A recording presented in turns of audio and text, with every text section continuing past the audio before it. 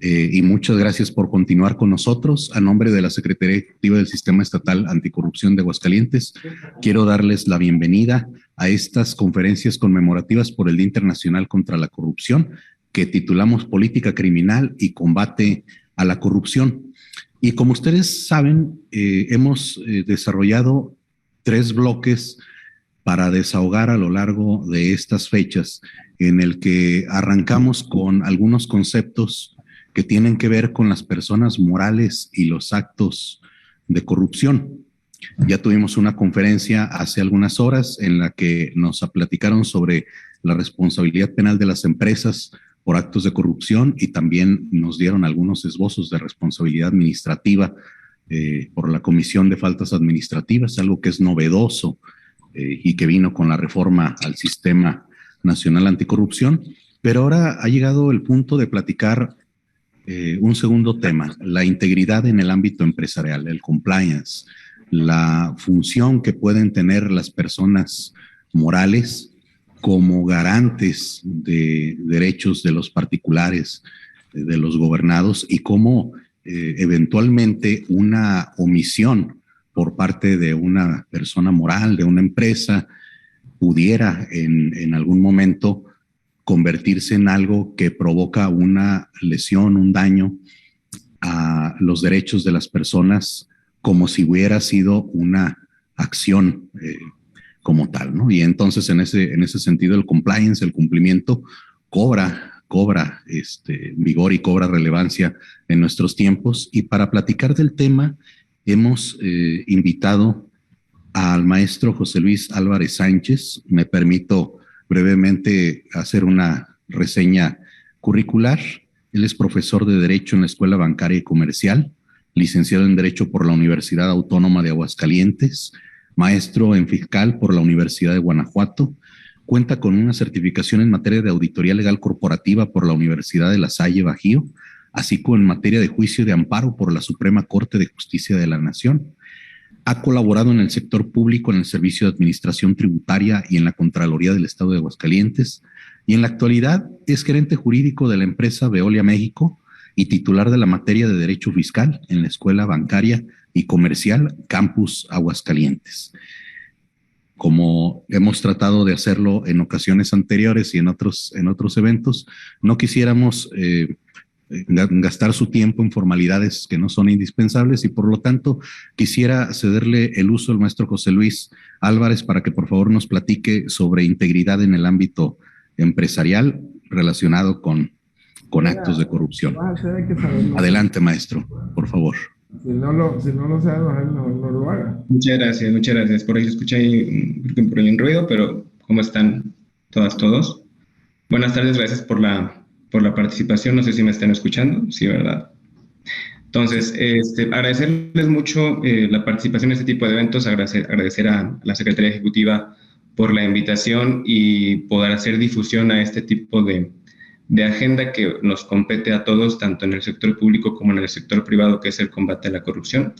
Y sin duda quisiera empezar justamente agradeciendo ya la presentación que sucedió hace un momento, pues directamente con el tema, ¿no? El compliance en el ámbito de la integridad empresarial en el ejercicio de sus funciones, y cómo, bueno, pues tenemos normalmente la idea, sobre todo a partir de la reforma que creó las reformas a las leyes secundarias en materia del Sistema Nacional Anticorrupción, que el tema de combate a la corrupción se dedique exclusivamente al tema de las instituciones públicas, ¿no? Es decir, como si la corrupción estuviera monopolizada por el sector público, sin entender o sin considerar que para que participe o exista corrupción, pues también tiene que existir el componente, muchas ocasiones de proveedores o de contratistas, y que es la razón por la cual, además del régimen de responsabilidades administrativas que tiene el sector público, que es decir, todo servidor público en todos los órdenes de gobierno ya está sujeto a un régimen de responsabilidad administrativa, sea grave o no grave, incluso penal.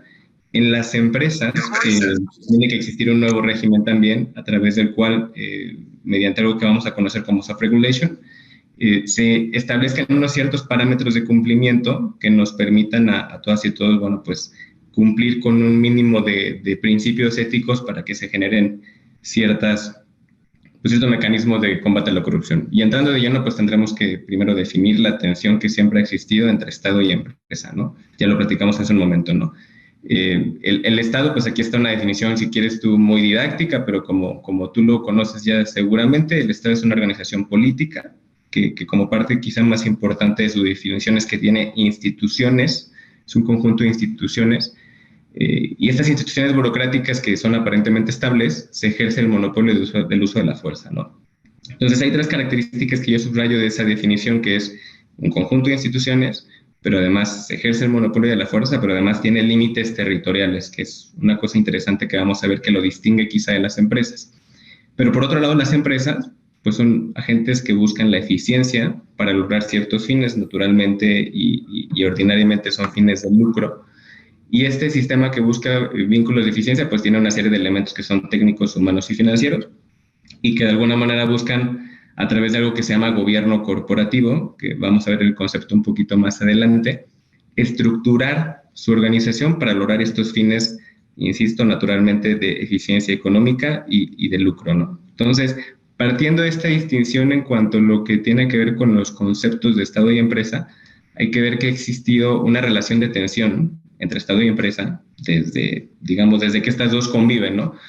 Esta tensión se ha establecido en algo que se llama megatendencias regulatorias. Esto es, ¿cuál ha sido la aproximación de las empresas y el Estado a lo largo quizá desde la historia conocida, partiendo desde que existió la libre empresa, ¿no? Entonces empezaríamos quizá en la primera megatendencia que comienza del 45 al 89, cuando existía todo este tema de la Guerra Fría y la confrontación ideológica entre hemisferios, en la que lo que teníamos era un Estado regulador, ¿no? Un Estado regulador que lo que te decía es, mira, el Estado aquí es quien gobierna, quien manda, quien define cuáles son los parámetros para la rectoría económica, y las empresas son entes que participan de la política económica, de la economía de un país, sin embargo, pues no tienen mucha injerencia y más bien tienen que someterse a las reglas del Estado, ¿no? Y entonces tenías una hiperregularización a través del cual un Estado regulador te decía, no, mira, es que tú para tener una empresa tienes que pagar estos derechos, pagar este trámite, hacer 35 filas, etcétera, ¿no? Y entonces provocaba una serie de consecuencias en las cuales un Estado hiperregulador no facilita el libre desarrollo de la empresa, y entonces en el ánimo de buscar el beneficio social, pues se provocaba ciertos límites al desarrollo empresarial y al crecimiento económico. Cuando cae el muro de Berlín en 1989 surge una nueva megatendencia regulatoria que es el soft regulation o el modelo de desregulación. ¿Qué es lo que quiere decir? Bueno, en el 89 cae el muro de Berlín, todo el mundo dice, ¿sabes qué? Todo lo que parezca regulación nos va a parecer que es socialismo, comunismo, no lo queremos, no nos gusta. Lo que juega hoy es el libre mercado y la mano del mercado se va a autorregular, como dice Adam Smith, y no va a pasar absolutamente nada. Lo que importa es deja a la empresa ser empresa, eso es lo que va a hacer el desarrollo de la economía y de la humanidad. El Estado es un estorbo prácticamente, no permitamos que el Estado entre mucho en esta participación y permitamos que las empresas hagan lo que tengan que hacer, que es generar riqueza, y entonces esa riqueza va a permear en toda la sociedad, ¿no? Todo estuvo bastante bien hasta que esta idea, digamos, en el extremo opuesto de la hiperregularización, que era pues la no regularización, tiene una crisis, ¿no? Y creo que la tendencia regulatoria cambia con la caída del modelo no regulador en el año 2007-2008, que como ustedes saben hubo una crisis económica en Estados Unidos, básicamente por un esquema bastante complejo, que quizá no es tema de esta sesión, en una crisis financiera que derivó de una burbuja inmobiliaria que tuvo como origen una indebida, digamos, regulación en materia de bonos y de especulación en bolsa, que lo que provocó era que pues, gente que no tenía dinero para pagar una casa tuviera créditos para pagar casas, pero que al final del día esos créditos se convirtieran en bonos, que la gente especulaba con ellos, pero que cuando descubrieron que las personas no tenían dinero para pagar, bueno, pues resultaba que esos bonos eran bonos basura, ¿no? ¿Eso quién lo vio? ¿Quién lo reguló? ¿Quién lo previó? ¿Quién lo castigó? Bueno, pues resultó que nadie, ¿no? Nadie había volteado a ver lo que estaba pasando. Y entonces descubrieron que esta idea de no regular, es decir, venimos de la hiperregulación, ¿no? La rectoría del Estado, pero luego transitamos al, miren, no hay que regular nada, dejemos que la empresa haga lo que tenga que hacer. Bueno, pues cuando dejaron el capital actual, resulta que puso en riesgo la economía de todo el mundo y se perdieron bastantes empleos, cayó la economía de Estados Unidos y el mundo en general, alcanzando la Unión Europea, también tuvo una crisis económica.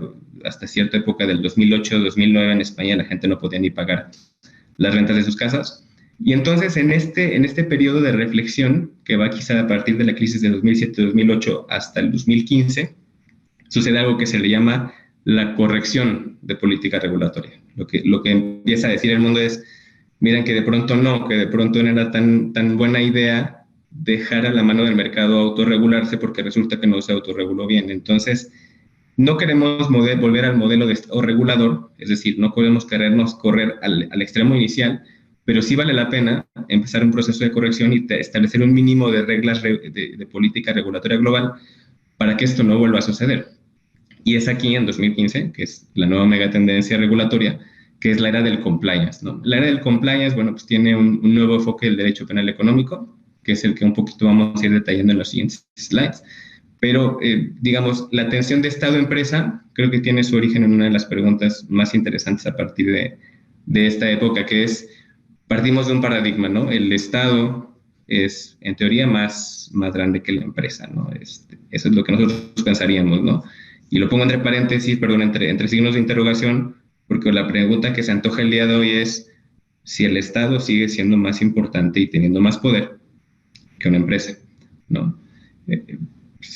Es una pregunta que se antoja de pronto responder, quizá por la dinámica de la conversación, un poco más a la mitad la iremos repordiendo, tendremos una conversación, pero a ustedes qué les suena, ¿no? No sé si se permite abrir el micrófono a quien quiera participar, si el Estado es todavía más grande que una empresa, si tienen una opinión diversa, si les ha tocado una ocasión en la que parezca que una empresa es más grande que el Estado. ¿Gusta participar? Puede levantar su mano o a través del chat. Sí, no es una pregunta que se responde por sí misma, ¿no? Y lo vamos a ir viendo a continuación. Pensaría uno que el Estado domina sobre las empresas, establece regulaciones de Centroamérica, que son pequeñitos y que son con muy pocos habitantes, ¿no? Estamos hablando de que Samsung Electronics es más grande que Dinamarca, ¿no? O sea, Dinamarca es un país que lleva existiendo muchos años y no solamente tiene que ver con empresas de tecnología, ¿no? Porque uno diría, bueno, es que, claro, la burbuja tecnológica hace que se inflen las cantidades ahí y de pronto ellos no tienen el valor económico que realmente tienen, ¿no? Pero vámonos a los bancos. Santander es una institución de banca que tiene presencia prácticamente en toda Latinoamérica y España, y pues es más grande que Colombia, que un país soberano como Colombia. Y bueno, pensaríamos, es que es un país latinoamericano, son países pequeños, bueno, pues es que contra qué lo comparas. Bueno, Amazon es más grande que un país como Portugal, ¿no? Que ayer ganó 6, ¿no? Por cierto. Es un país, es una economía por sí misma, Amazon, Santander, y si vas hablando de ejemplos posteriores, los ejemplos no se acaban. Walmart tiene ingresos anuales mayores a la economía total de España, ¿no? Y eso lo podemos ver aquí. Y por su parte Apple, que pues, creo que es la empresa al momento, al día de hoy, según la revista Time, la marca más valiosa, pues resulta que tiene un valor mayor al de un país entero como es Bélgica, ¿no? Entonces, vale la pena volver a reflexionar sobre este paradigma, ¿no? Sobre el Estado es más grande que la empresa. Bueno, pues no, hay ocasiones en las que la empresa es más grande que el Estado, ¿no? Tiene un poder económico mayor, tiene una economía mayor, ingresos mayores, influencia mayor, pero algo muy interesante, que es que no tiene límites territoriales. Tú puedes comprar un teléfono Apple, pero aquí, pero en España, pero en China, pero en Estados Unidos. Tú tienes un Walmart, pero aquí, pero en Canadá, pero en Estados Unidos. Tú puedes comprar una televisión Samsung, pero aquí, pero en Europa, pero en Sudamérica. Y cuando las empresas tienen ese poder y ese volumen de impacto, bueno, de pronto no pasa nada si hacen cosas buenas, pero el problema es cuando no. Y el problema que pasa cuando no es que tenemos ejemplos como los que vas a ver en pantalla, ¿no? Odebrecht, una empresa que se dedicaba particularmente a ser contratista de construcciones, pues el escándalo de más de 3,000 millones de dólares que tuvo en toda Latinoamérica a partir de sobornos realizados a funcionarios públicos para obtener obra, ¿no? Lo mismo pasó con Oceanografía en México, en el caso de Enron, que es una empresa dedicada a los hidrocarburos, pero también al gas natural en Estados Unidos, prácticamente defraudando a toda la economía estadounidense, falseando sus estados financieros, ¿no? Diciendo, oye, fíjate que tengo aquí una pérdida y entonces estoy en bancarrota y voy a la ley de quiebras, pero resulta que no, resulta que Enron no tenía más que un esquema de corrupción específico, ¿no? Lehman Brothers estableciendo bonos que realmente no tenían un valor económico detrás y estaban especulando con bonos de inversión falso, ¿no? U Odebrecht, ¿no? Que tenía un departamento entero, esto está perfectamente documentado. Odebrecht tenía un departamento completo para sobornos, ¿no? Las empresas tienen departamentos, ¿no? El departamento de contabilidad, recursos humanos, bueno, ellos tenían un departamento específico, al que obviamente no le llamaban el departamento de los sobornos, pero era el departamento de los sobornos, ¿no? El departamento a través del cual se dedicaban a pagarle a funcionarios para empujar contratos de obra a lo largo y ancho de todo el mundo, particularmente en 12 países, 3 continentes, en Brasil el caso quizá más sonado. Y entonces es cuando descubres que esta relación Estado-empresa ha transitado como por esta tensión natural de estar de pronto muy cerca, pero de pronto muy lejos, ¿no? Y entonces venimos de una hiperregulación, después decimos, no, mejor dejemos a la empresa trabajar, pero cuando dejamos a la empresa trabajar descubramos que había mucha corrupción, y entonces vamos otra vez a buscar un modelo de regulación que ponga reglas mínimas y un piso claro de cómo deben hacerse las cosas en cualquier materia. Y entonces tenemos este dilema, ¿no?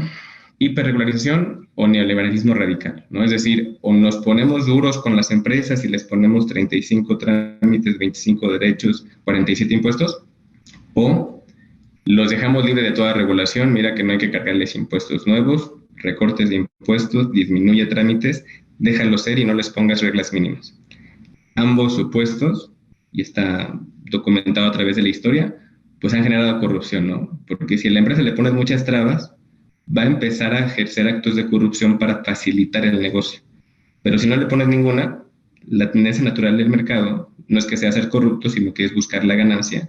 Y entonces también pueden suceder casos aislados de corrupción que terminan afectando pues, a los entes públicos, a las sociedades enteras, y si uno piensa que no le afecta, bueno, pues es que nos termina afectando a todos.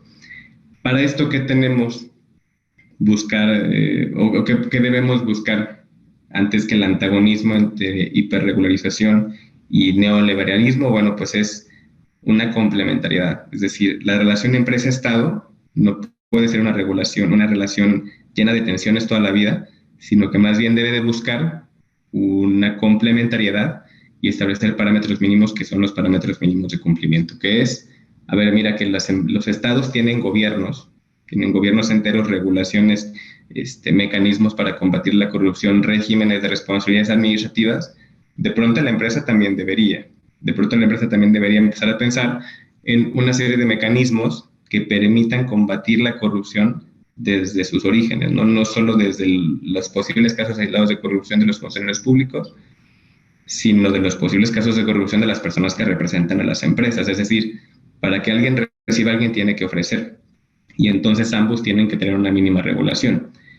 A partir de esta megatendencia, particularmente en 2015, han surgido diversas legislaciones a nivel internacional, que, bueno, pues quizá la más, digamos, antigua es la Ley contra Prácticas Corruptas en el Extranjero de Estados Unidos, que después se reforzó con la conocida como Ley SOX, o Ley Sarbanes-Oxley, que lo que te dice básicamente es, bueno, las empresas deben tener parámetros mínimos para evitar actos de corrupción y particularmente actos de soborno, ¿no? En Estados Unidos había una serie de problemas, tanto con soborno, pero sobre todo con falseamiento de estados financieros.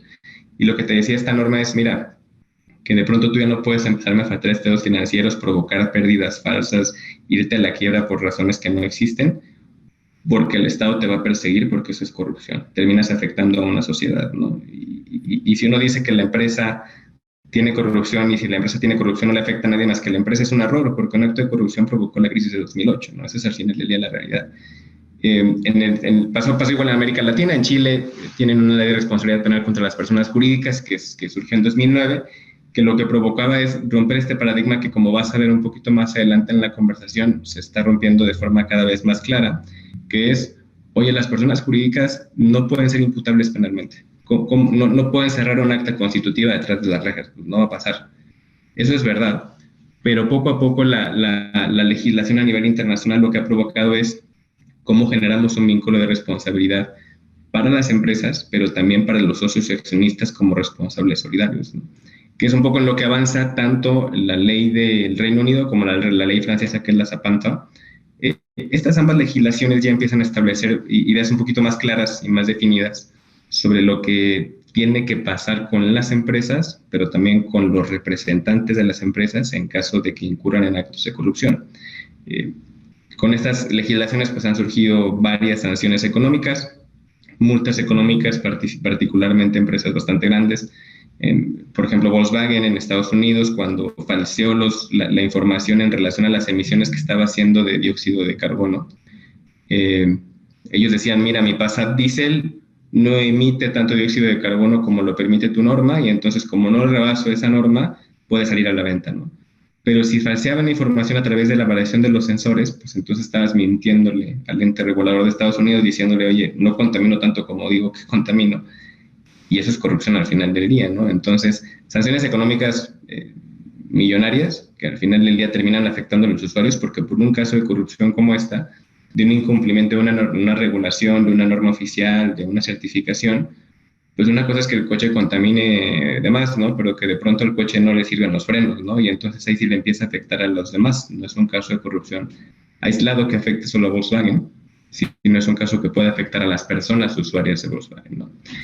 La ley quizá más reciente y más completa en materia de combate a la corrupción por parte de las personas morales privadas y en materia de cumplimiento es pues, la ley Zapanto, la ley francesa, ¿no? Ella sí te establece una serie de parámetros mínimos de cumplimiento y te dice, mira, tu empresa no solamente va a ser responsable penalmente en el supuesto de que incurra uno de sus funcionarios en un acto de corrupción, sino que además tú estás obligado como compañía a tener una política interna de cumplimiento. Es decir, tú tienes que hacer un esquema preventivo, capacitar a tus funcionarios, capacitar a tus empleados, tener un canal de denuncia, tener una serie de requisitos específicos para que tu empresa no pueda incurrir en un acto de corrupción. Y no solo eso, sino que si tu empresa es una empresa grande de más de 500 empleados y que tiene presencia en el extranjero, hay una extraterritorialidad. Es decir, si tu empresa es francesa, pero esa empresa francesa está teniendo operaciones en América Latina y en América Latina hay un acto de corrupción por parte de esa empresa, no solamente será sujeto a la competencia de la nación o el sitio en el que cometiste el acto de corrupción, sino también es posible que en un acto de extraterritorialidad las autoridades francesas te lleven, incluso aunque no seas francés, ¿no? O sea, cometiste un acto de corrupción en una empresa francesa, te juzga la ley francesa, ¿no? Entonces, esos son parámetros nuevos para las personas morales privadas que lo que buscan es justo disuadir los actos de corrupción cometidos por sus miembros. Aquí, ¿cómo se ve en México? ¿No? Vamos a empezar ahora con cómo se ve en México esta situación, ¿no?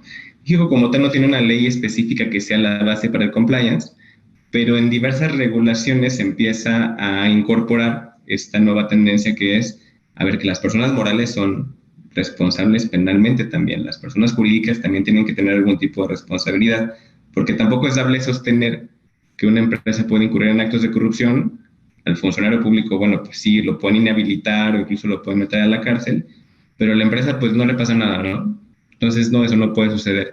Y el primer antecedente quizás se ve en el Código Penal del Distrito Federal, donde lo que decían ellos es, bueno, primero vamos reconociendo que las personas morales son responsables penalmente de los delitos que sean cometidos o en su nombre, o en su provecho, o en su exclusivo beneficio. Es decir, vamos a definir que no solamente es culpable quien cometió el delito, sino si se hace en representación de una persona moral, también tendrá que ser responsable la persona moral, ¿no?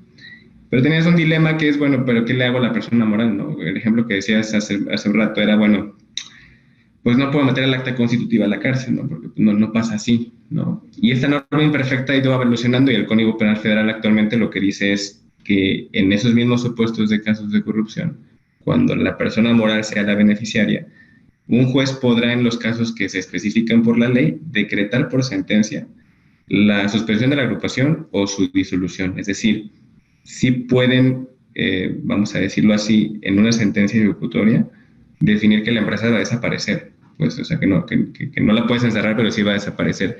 Y además sus funcionarios, sus representantes, tendrán que cumplir por los actos que hayan cometido, ¿no? Por ejemplo, el cohecho, si fue un acto de corrupción con un ente público.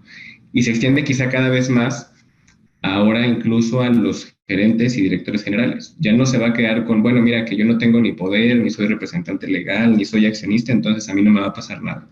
No, Porque ahora el Código Fiscal de la Federación tiene una regulación interesante, que es la famosa responsabilidad solidaria, ¿no? El 26 del Código Fiscal lo que te dice es, mira, si hay un tema, por ejemplo, de defraudación fiscal y te fijan un crédito fiscal, dice que son responsables solidarios los representantes de la empresa, sea cual fuera el nombre en que se les designe. Si te dicen gerente, si te dicen director, si te dicen líder, si te dicen manager, como te digan. Si tú eres un representante de esa persona moral, independientemente del nombre con el que te estén designado, tú vas a ser responsable solidario por las actividades o las contribuciones que deban pagarse hasta por el monto de esas contribuciones. Es decir, no solamente vas a ser responsable hasta un límite, sino hasta por el límite del crédito fiscal incluso. Eso, si te deja indemne, pues eso es tu problema, ¿no? Es decir, te alcanza la responsabilidad solidaria fiscal incluso a tu patrimonio, ¿no? En el caso de que tú también hayas tenido que ver en la operación en la que sucede, ¿no? Y todo esto al final ya tiene una base en la Convención Nacional de Naciones Unidas contra la Corrupción, que de hecho también existe la base con la cual se alimenta el Sistema Nacional Anticorrupción, que justamente vamos a ver aquí qué dice el Sistema Nacional Anticorrupción, que justamente opera esta Secretaría Ejecutiva, respecto a los actos de corrupción cometidos por particulares, y lo dice con mucha claridad. Dice que el Sistema Nacional Anticorrupción contempla el castigo a particulares y empresas que incurran en actos de corrupción y por lo que los tribunales federales de justicia pueden ordenar la suspensión de actividades, su disolución o incluso intervenir en la sociedad respectiva cuando se trate de faltas administrativas graves y que causen un perjuicio a la hacienda pública. Hay casos incluso en los que los inhabilitan, no les permiten participar posteriormente en licitaciones públicas, es decir, ya existe una consecuencia para la persona moral que contribuye en un acto de corrupción y que está previsto en todo este andamiaje de las reformas que sucedieron para dar, digamos, estructura al Sistema Nacional Anticorrupción. Entonces, de que las personas morales ya pueden quedar impunes, pues ya estamos cada vez transitando más hacia el modelo en el que no sucede, ¿no? Partiendo de estas regulaciones nacionales, que son, vamos a decirlo así, derecho positivo, vamos ahora hacia el compliance, ¿no? Que el compliance quizá no es tanto derecho positivo, pero vamos a decir que es una especie de soft regulation, ¿no? O legislación suave que busca a través de las propias gobernanzas corporativas o gobiernos corporativos establecer una serie de límites o políticas para cumplir con la ley y con la ética a la hora de hacer negocios, ¿no? Y la definición quizá más simple de compliance es que son las medidas que toman las organizaciones para cumplir con las leyes, las políticas y los reglamentos aplicables. Es decir, la política de cumplimiento que debe tener una empresa está justamente orientada a tener una serie de medidas dentro de una organización que permitan que la ley se cumpla, ¿no? Pero no basta con una declaración de principios, es decir, pues sí, es que toda empresa puede decir que tiene como misión o visión cumplir la norma de los sitios en los que participa, ¿no? Pero esa es más bien una declaración de principios, ¿no? Eso sería una manifestación de muy buenas intenciones, pero si no tiene una serie de elementos específicos, no puede considerarse una, vamos a decirle así, una política de cumplimiento, ¿no? Entendido la definición de compliance, vamos a explicar para qué sirve el compliance, ¿no? Tiene como principal objetivo proteger a dos entes, ¿no? Primero, la empresa per se, es decir, la persona moral, jurídicamente hablando, sea una filial, la holding, quien sea, pero también proteger a sus colaboradores, porque a la hora de incumplirse una norma en un sitio en los que participe la empresa, una norma subnacional o nacional, pues al final del día no solo está en riesgo el incumplimiento de la ley, sino el incumplimiento ético, y eso tiene consecuencias jurídicas, económicas y reputacionales, ¿no? Es decir, hay empresas que se terminan disolviendo y hoy Odebrecht tuvo que escindirse 25 veces y tener otros accionistas y total que el origen pues desaparecen esas empresas, ¿no? Porque tienes una regulación, ¿no? Al final del día una consecuencia por haber incumplido con un acto de corrupción, ¿no? Entonces, ¿qué es lo que busca ahora tener esta nueva tendencia de regulación? Que dentro de una organización exista un encargado de cumplimiento, ¿no? El encargado de cumplimiento normativo en los entes públicos, que seguro muchos aquí son entes públicos, ya lo conocen ustedes, son los órganos internos de control, ¿no? Entonces hay órganos internos de control en todas las dependencias, o bien algunas dependencias están centralizadas y tienen una Contraloría interna o bien una Contraloría general, ¿no? ¿Qué hace esa Contraloría? Bueno, pues tiene entes específicos, bueno, el que investiga, pero el que sanciona, pero el que recaba información, etcétera. Esos órganos internos de control tienen una base regulatoria. ¿Cuál es esa base regulatoria? Bueno, pues la Ley de Responsabilidades Administrativas local, federal, la que sea. Y determinan si tú como servidor o servidora pública incumpliste con una normatividad o incurriste en un hecho que puede ser considerado como una falta grave o una falta no grave, ¿no?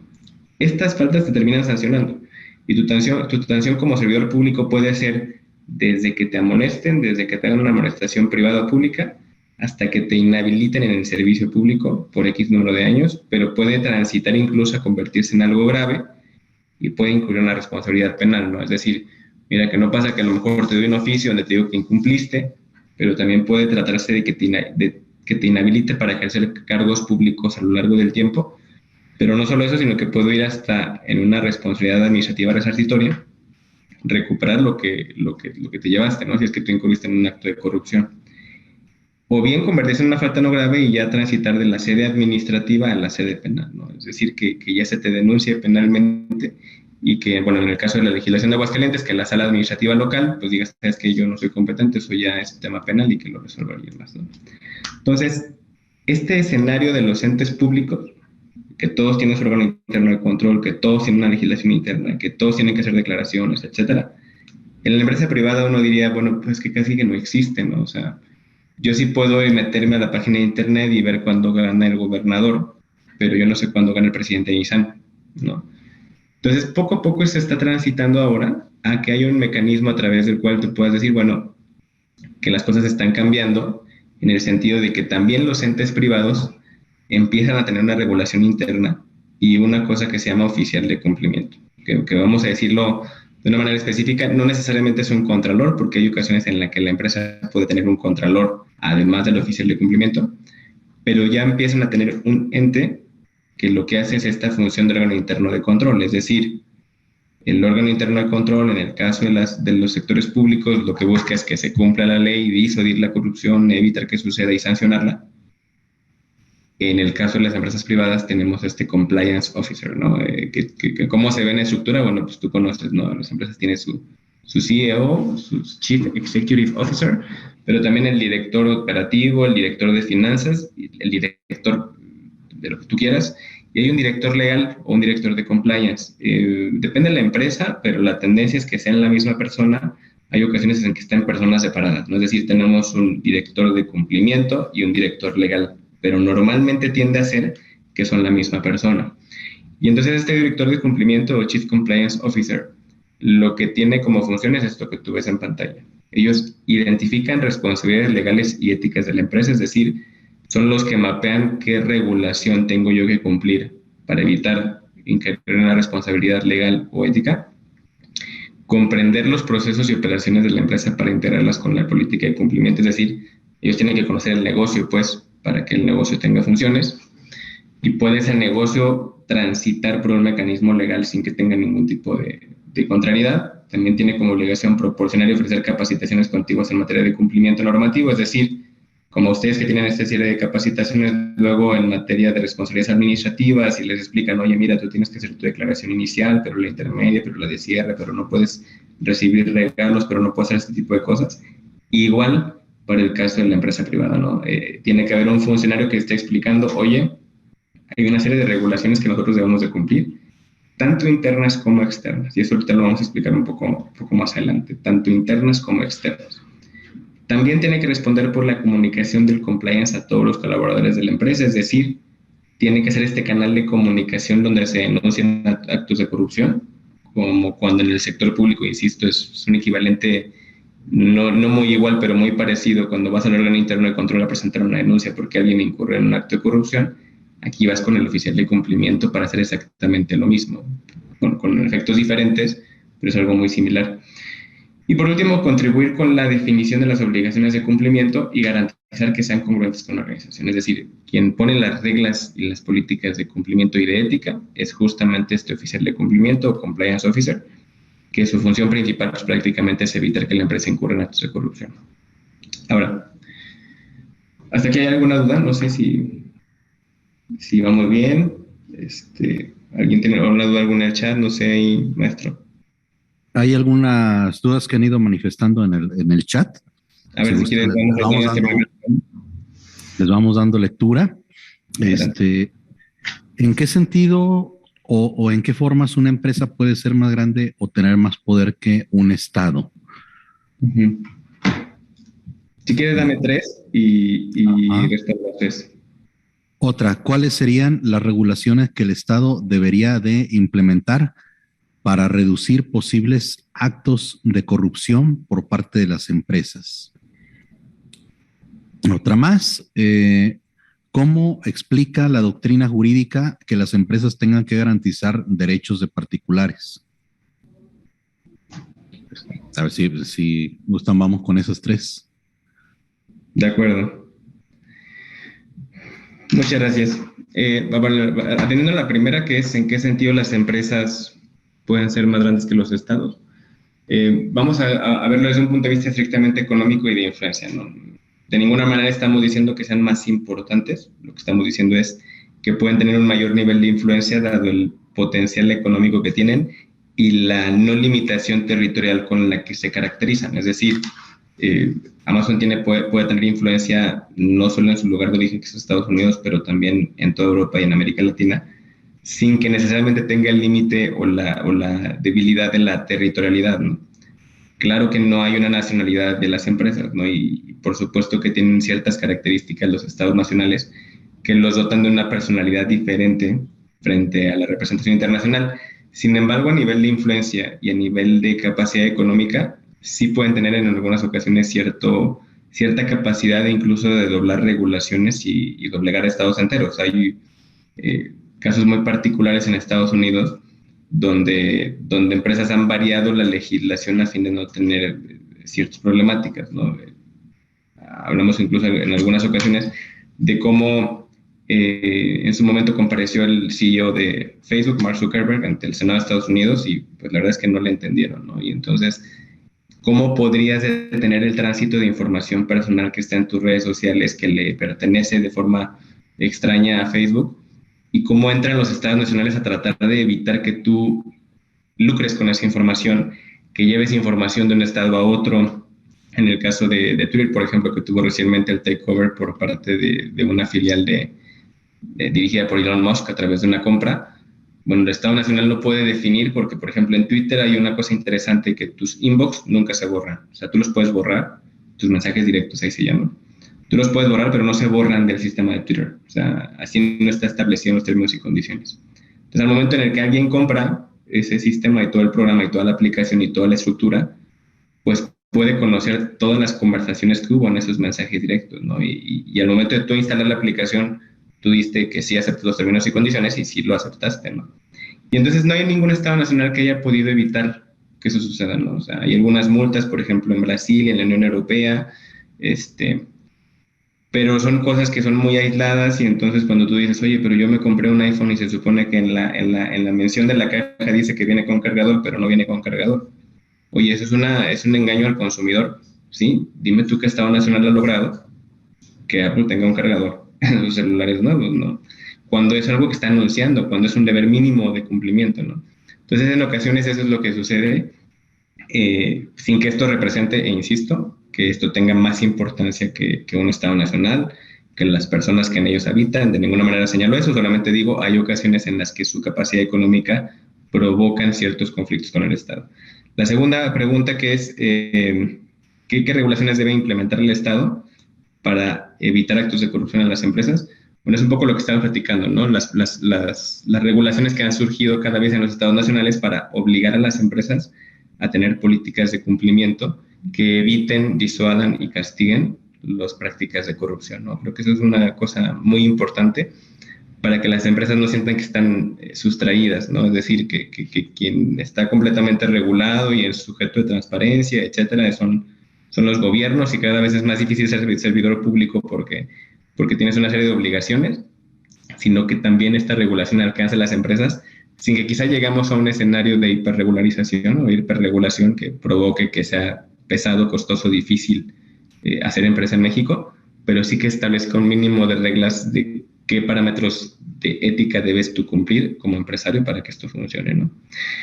Y por último, ¿cómo explica la correlación que tiene o la obligación que tienen en la doctrina las personas morales de cumplir garantías fundamentales de las personas? Mm, es una cosa muy interesante porque como parámetro constitucional, pues sí se tiene dentro del bloque de convencionalidad que todas las personas o todos los entes públicos sí tienen que promover, proteger, defender y otro concepto más que no recuerdo, los derechos humanos, ¿no? Pero no sucede así necesariamente en las empresas y entonces pareciera que están sustraídas de esa obligación. Sin embargo, la tendencia ahora es que todo ente público y privado tenga esta misma obligación de defender los derechos humanos de las personas y de defender garantías individuales específicas, ¿no? Entonces vamos a ir viendo cómo al final del día la tendencia debe ir o transitar hacia allá, ¿no? Cómo los derechos del consumidor quizá deben ser más importantes que la parte económica de una compañía, ¿no? Y vuelvo al ejemplo del iPhone, ¿no? Oye, pero si tú me lo anuncias con cargador, o es más, es una condición mínima necesaria cuando me vendes un producto que me lo vendas completo, como así que me lo vendes por partes, ¿no? Entonces creo que los estados nacionales deben transitar este modelo de regulación en el cual podamos ir avanzando y podamos transitar hacia allá. Si quieres, continuamos con el siguiente slide, que es el programa de cumplimiento, como estamos viendo aquí, tiene o debe tener, según la ley Zapanto, 8 pilares, ¿no? Estos 8 pilares u 8 características específicas del programa de cumplimiento. El primero que tú ves ahí es una cartografía de riesgos. La cartografía de riesgos lo que significa es la empresa debe identificar, mapear, si tú quieres verlo así, todos los riesgos que, tanto éticos como legales en los que puede incurrir al momento de hacer negocio, ¿no? Entonces, mira que yo soy Grupo IKE que me dedico a la infraestructura. ¿Cuáles son los riesgos éticos en los que puedo incurrir y los riesgos legales que, digamos, atentan contra el ejercicio de mi propio negocio? Es decir, yo hago una cartografía de que yo entonces para hacer obra necesito todos estos permisos, todas estas autorizaciones y que me puede suceder que a lo mejor para el otorgamiento de un uso de suelo, de un impacto ambiental, hay un riesgo ético en el que a lo mejor algún funcionario puede pedirme algo. Entonces tengo que mapearlo. Oye, estos son los lugares donde pueden suceder cosas de corrupción, por eso tengo que hacer una cartografía. Yo me dedico a hacer obra y puede pasar que alguna vez me gane una licitación y que para ganar una licitación me pidan algo. Puede ser que necesite un permiso específico y que para que ese permiso específico suceda o me lo otorguen me pidan algo. Ese medir o hacer esa cartografía de riesgos te permite como organización privada definir una serie de programas y de políticas de qué hacer y no hacer en esos específicos casos. Es decir, si tienes tú clara tu cartografía de riesgos y trabajas con entes públicos, quizá una de las políticas debería de ser, bueno, a ver, en una etapa de licitación, nuestros colaboradores tienen prohibido tener reuniones no profesionales con las personas que participan en esa licitación. Es decir, te prohíben quizá comer con servidores públicos en el periodo de una licitación. Oye, ¿eso lo dice una legislación nacional? No, eso lo dice una política interna de cumplimiento. La política de esta empresa, la que tú quieras, Grupo ICA, vamos a poner el ejemplo que tú gustes, te especifica que yo ya parametricé cuáles son los riesgos en los que puede incurrirse y cuáles son los mecanismos que internamente voy a provocar para que no suceda, ¿no? Entonces, si yo ya sé que está el riesgo de la licitación, en el periodo de licitación tú no puedes hacer esto, ¿no? Si yo ya sé que tengo un riesgo con proveedores, pues la política de cumplimiento te puede decir, oye, ¿sabes qué? Hay una política de regalos e invitaciones que lo que dice es que tú no puedes recibir regalos arriba de 1,000 pesos, ¿no? Igual que en la materia de responsabilidades administrativas, que no te permiten como funcionario público hacer ciertas cosas, también las políticas de cumplimiento internas de la persona moral evitan situaciones que te pongan en una condición vulnerable para incurrir en un acto de corrupción, ¿no? Entonces, por ejemplo, insisto, esta política de regalos, tú como personal de compras no puedes recibir regalos de ningún proveedor de X cantidad hacia abajo, ¿no? Que ahorita en Navidad, estaba viendo ahorita la página de la Contraloría de San Luis Potosí que dice, oye, nosotros no podemos recibir nada. Tienen que establecer cuáles son los parámetros mínimos. ¿Y por qué? Porque como ente privado y como ente público, esto es muy novedoso y quizá había cosas que antes se podían que ahora no se pueden, ¿no? Quizá antes no pasaba nada en los 80, ¿no? Y quizá mucho más atrás, ¿no? Oye, mira que el ingeniero de tal secretaría nos dio este trabajo, esta obra, entonces hoy hay que darle una pluma, ¿no? O hay que darle un pequeño regalo, hay que cambiarle el celular, ¿no? Entonces, este tipo de cosas que a lo mejor en aquella época no eran mal vistas, ya incluso eran una necesidad establecida como por las formas políticas de, oye, bueno, que le dimos algo y no me dio ni una pluma, no, como así, ¿no? Esto ya no debe de suceder, ¿no? Es justo lo que se está transitando ahora, en el que ya tienen claro los servidores públicos que no pueden pasar, es decir, no lo pueden recibir. Ahora las empresas tienen que tener claro que no lo pueden hacer, es decir, que no lo pueden ofrecer. Y entonces, regular es mejor que prohibir en muchas ocasiones, y especificar y delimitar te permite justamente saber qué puedes y qué no puedes hacer. Por ejemplo, si yo te regulo en una política interna qué regalos puedes recibir y qué regalos no puedes recibir, te queda más claro y entonces ya sabes tú qué está bien y lo que está mal. Porque muchas personas dicen, bueno, pero si me regaló una pluma no es un soborno, porque un soborno sería si me diera dinero en efectivo, ¿no? Y eso es lo que a lo mejor una persona sin la capacitación adecuada diría, pero ¿qué tiene de malo? Me dio una pluma. Bueno, pues sí, esa pluma vale 25,000 pesos. Difícilmente no me puedes decir que eso no vicia tu procedimiento de selección de proveedores, ¿no? Entonces esa política debe cumplirse en esos sentidos.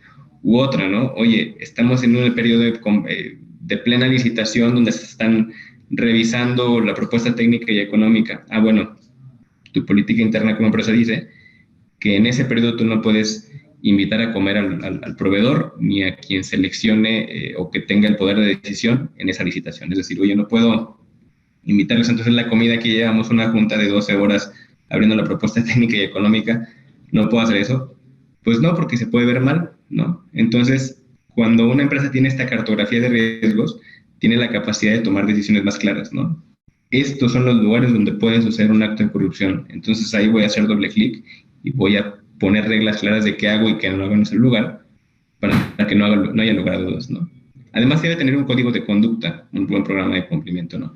El código de conducta es particularmente una guía ética, ¿no? Es ahora sí la verbalización de lo que se tiene y lo que no se tiene que hacer, los conceptos específicos de qué es soborno, bueno, porque a lo mejor yo como soborno pienso que es dinero en efectivo, pero no creo que si me regalan un celular nuevo sea soborno, porque eso es simplemente un presente, un gesto de cortesía. Bueno, no, si te dice el código de conducta, recibir nada es recibir nada, tú tienes claro que, pero ni la pluma, pero ni el reloj, pero ni el dinero en efectivo.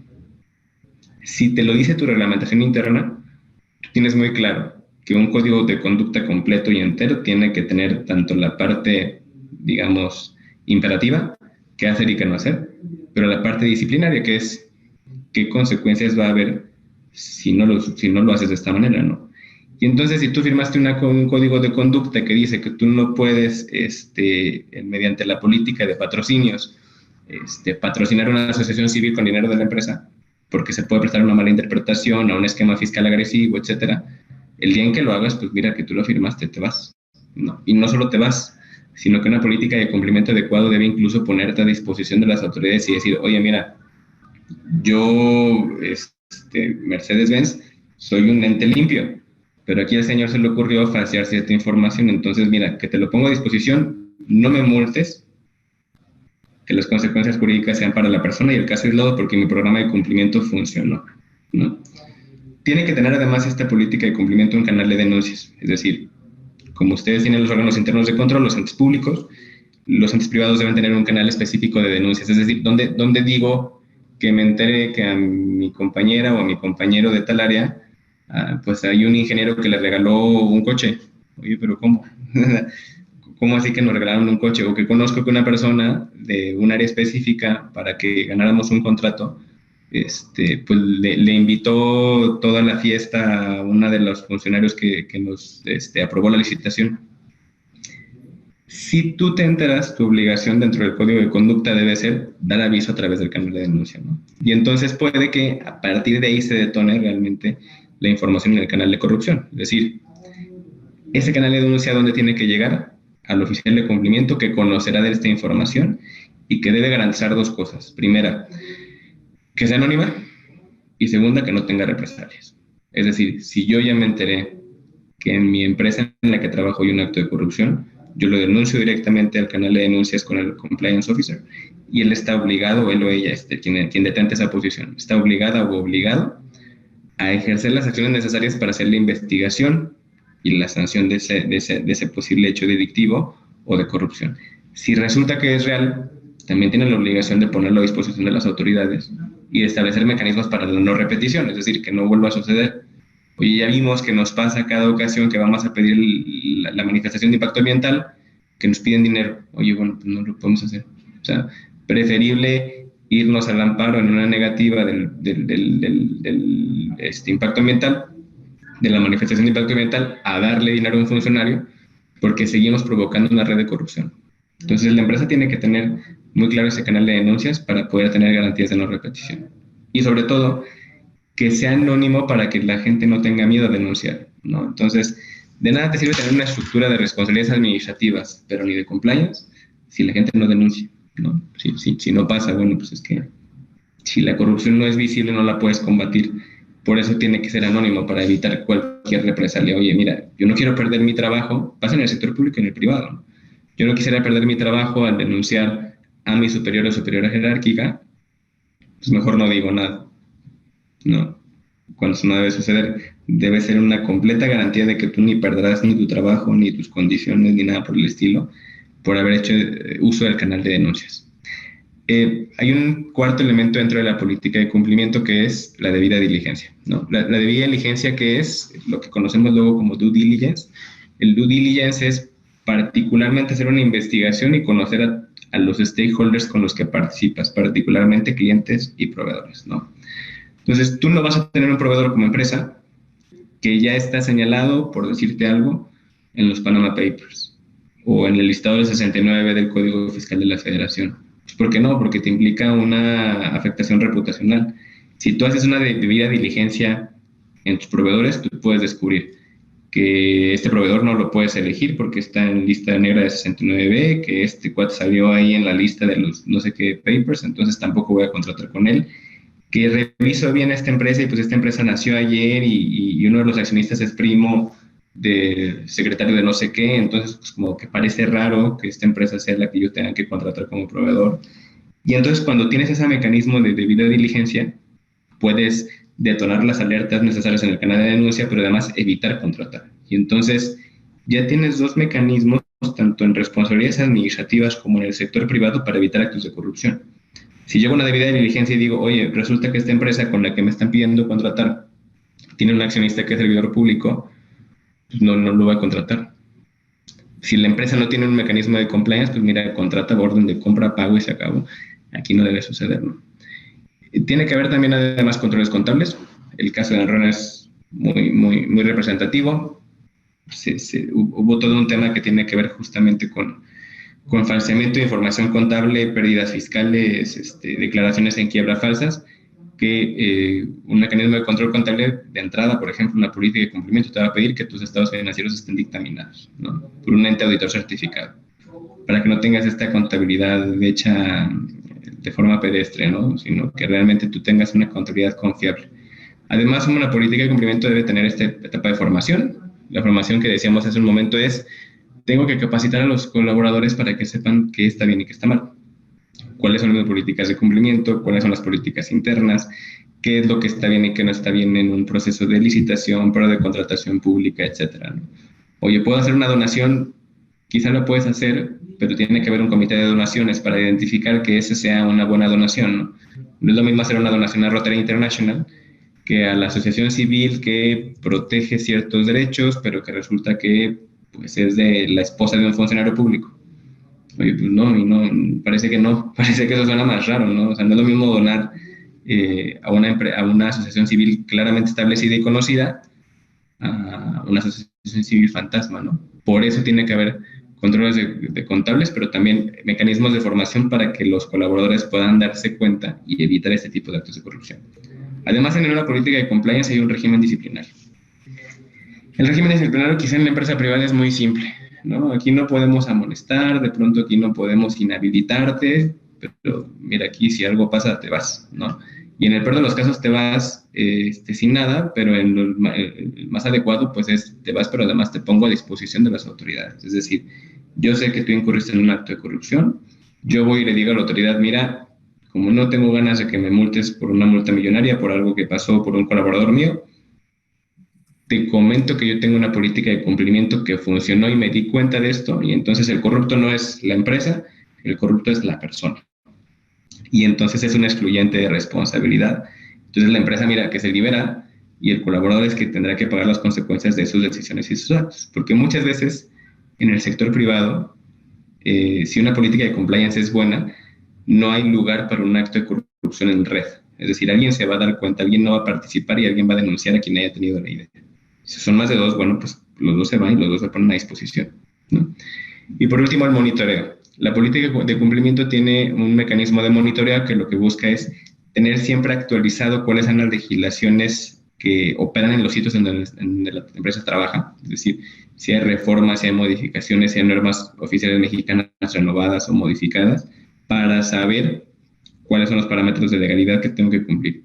Particularmente, por ejemplo, en tema de responsabilidades administrativas, se tiene que monitorear cuáles son los cambios en el régimen de responsabilidades administrativas para también saber qué de ahí le pega a la empresa privada. Y entonces en un monitoreo tú te das cuenta de que ahora te pueden inhabilitar para participar en licitaciones públicas y cometes un acto de corrupción, ¿no? Entonces, si tu política de cumplimiento no tiene esos 8 pilares, no es una política de cumplimiento. O sea, si lo único que tienes es un código de conducta y lo verbalizas y lo mandas por correo y miren, todos firmen, no basta, porque si no tienes un canal de denuncia nunca te vas a enterar.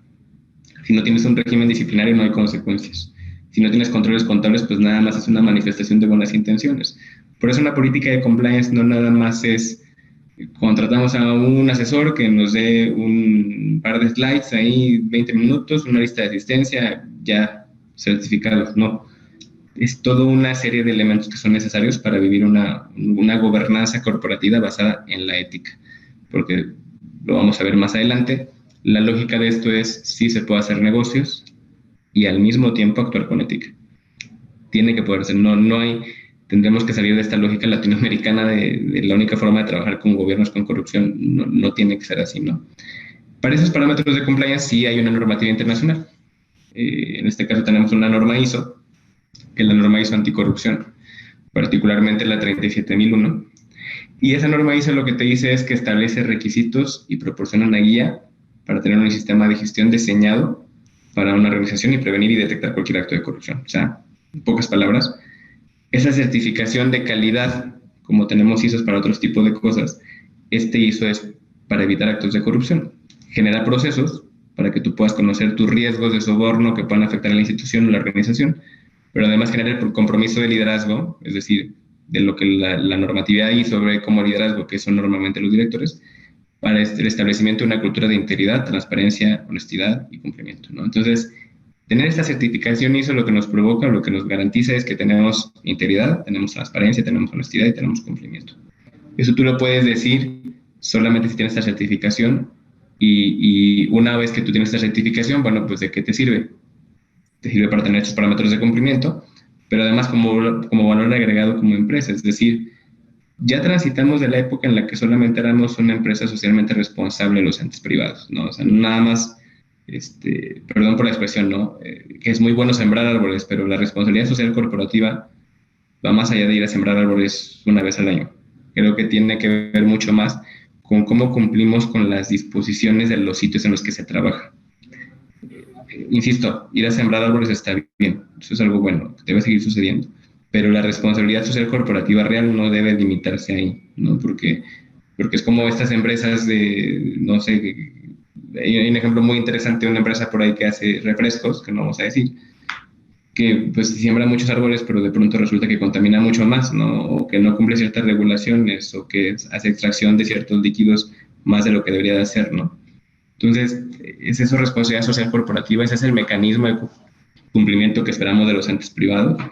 Creo que más bien los entes privados deben transitar a un modelo en el que se hagan como partícipes de la vida económica de las sociedades y tengan todo esto, un órgano de gobierno, tengan bien identificadas sus vulnerabilidades, tengan establecidos protocolos de actuación, tengan un modelo de gestión financiero preventivo, un oficial de cumplimiento, una cosa así como un contralor, establecer un sistema de alertas específicos para actos de corrupción y un régimen disciplinario. O sea, no debe haber impunidad, no solo en los entes públicos, sino que también en los privados, no debe haber impunidad en casos de corrupción.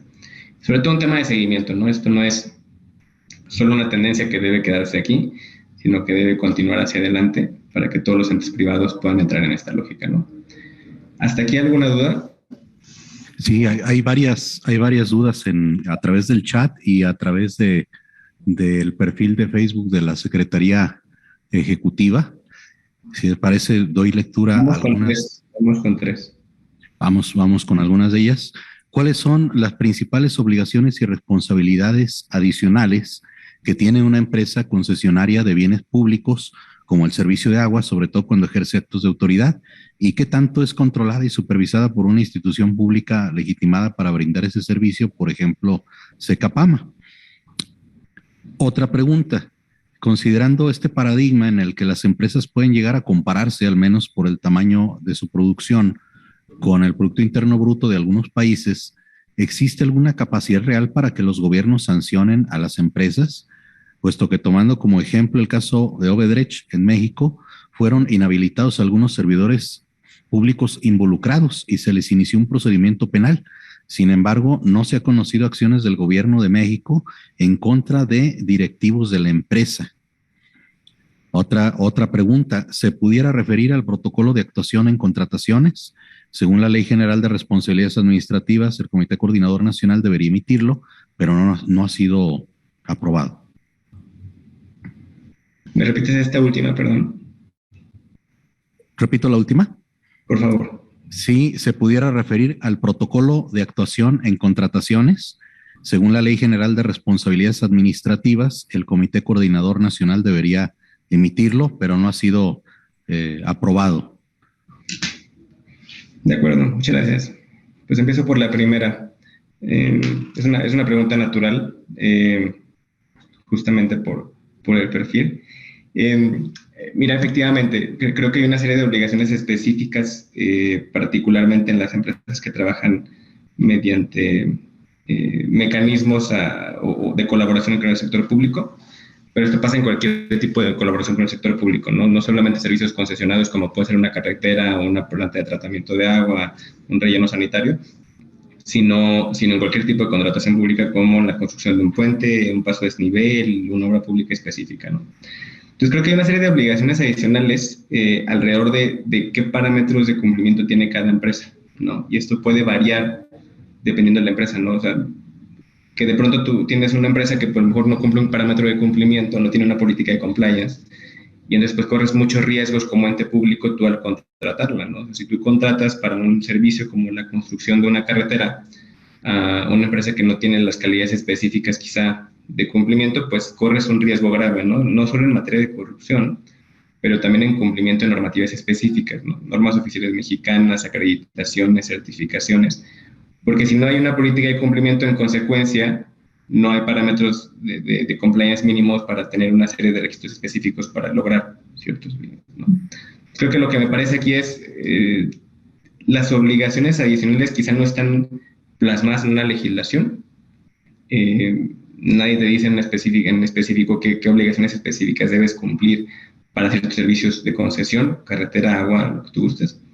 Pero sí hay un deber ético por parte del propio ente que presta el servicio, ¿no? En el caso particular, hay toda una política de cumplimiento que lo que busca es brindar este valor agregado a quienes son, digamos, clientes, ¿no? O usuarios de algunos servicios, ¿no? Si tú tienes una planta de tratamiento en algún lugar o tienes un relleno sanitario o un servicio de agua potable, pues es importante que tú, como trabajas con entes públicos, tengas toda esta política de cumplimiento con estos 8 parámetros que te acabo de platicar, para evitar en cualquier momento incumplir con las legislaciones de los sitios en los que trabajas, ¿no? Oye, esto te lo pide la ley, o sea, ¿hay alguna ley que diga, oye, yo no puedo contratar a alguien que no tenga una política de cumplimiento en México? No la hay.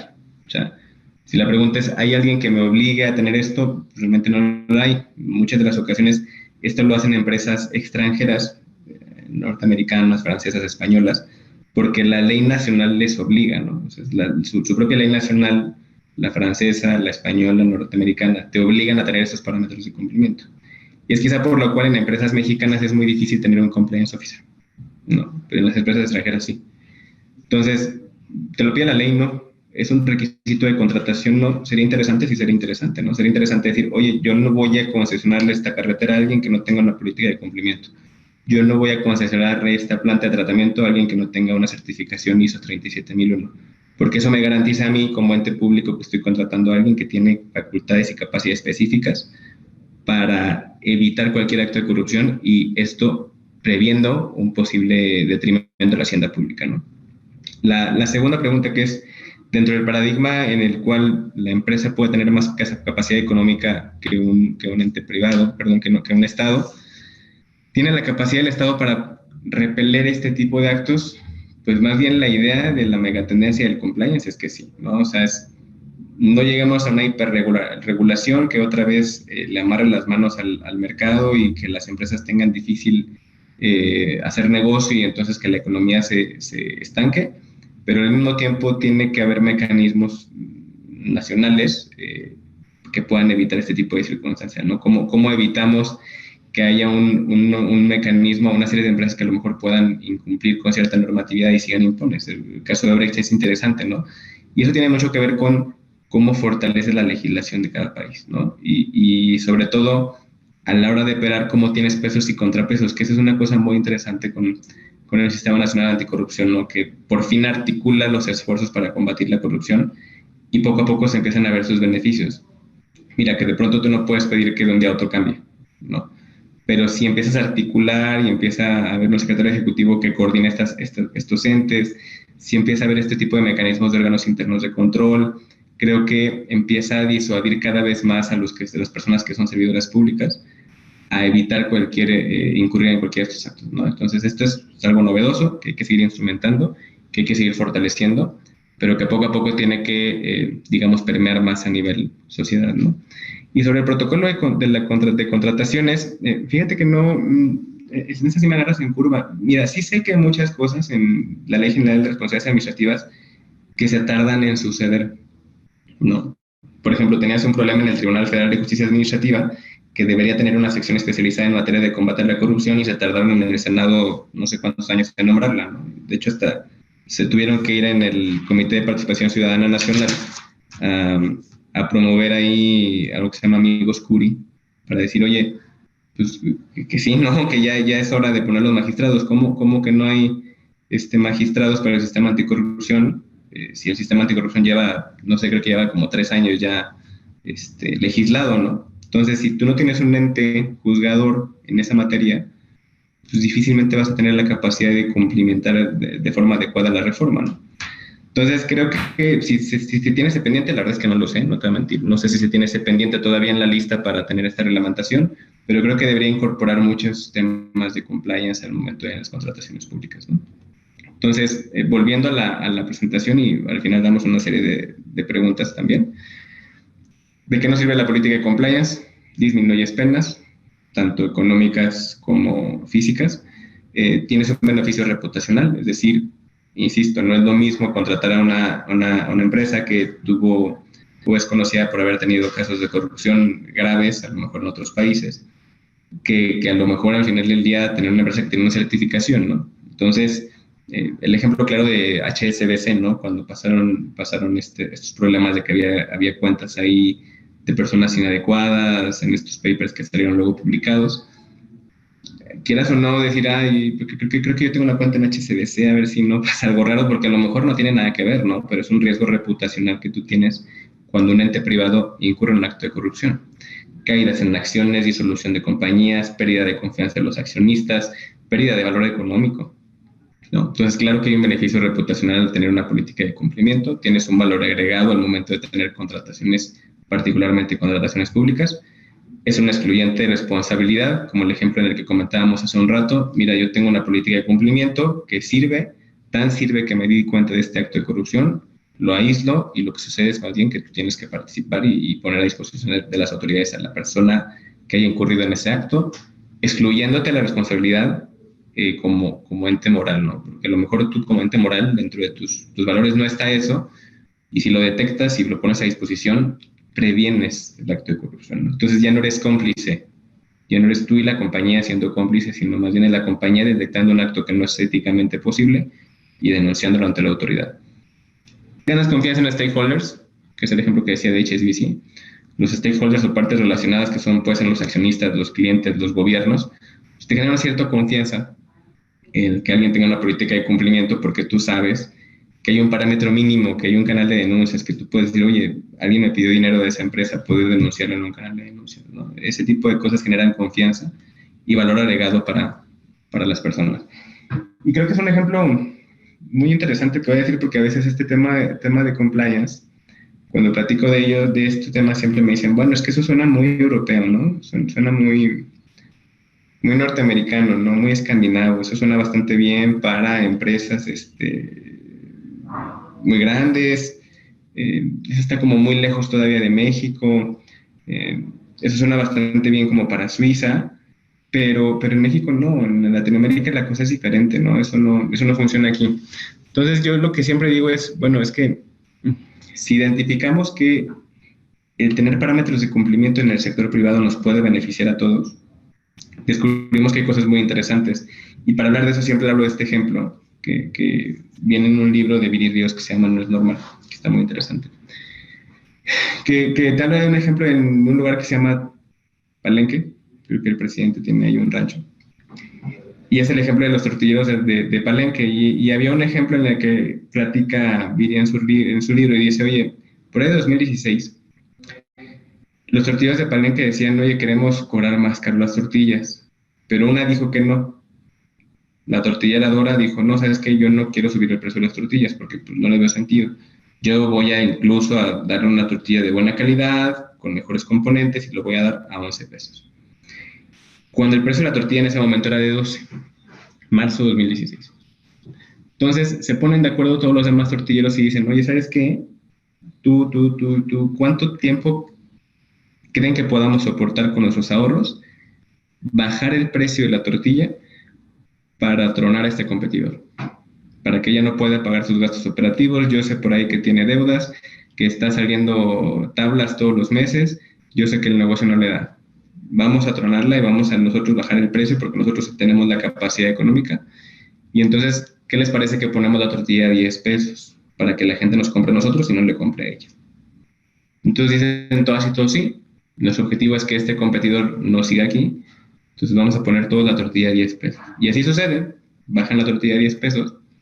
Cuando lo bajan a 10 pesos de marzo de 2016, pasaron 4 meses. Cuando la competidora ya no pudo más y dijo, mira, está bueno, ya no me puse de acuerdo con ellos, se enojaron, me tuve que ir, ¿no? De 2016, perdón, cuando se pusieron de acuerdo todos estos tortilleros, dijeron, oye, pero si estamos todos de acuerdo en el precio de la tortilla, ¿por qué no lo subimos todos? Oye, pero los costos operativos no han subido. ¿Qué costo operativo puede haber cambiado de 2016 a 2017? Pues ninguno, ¿no?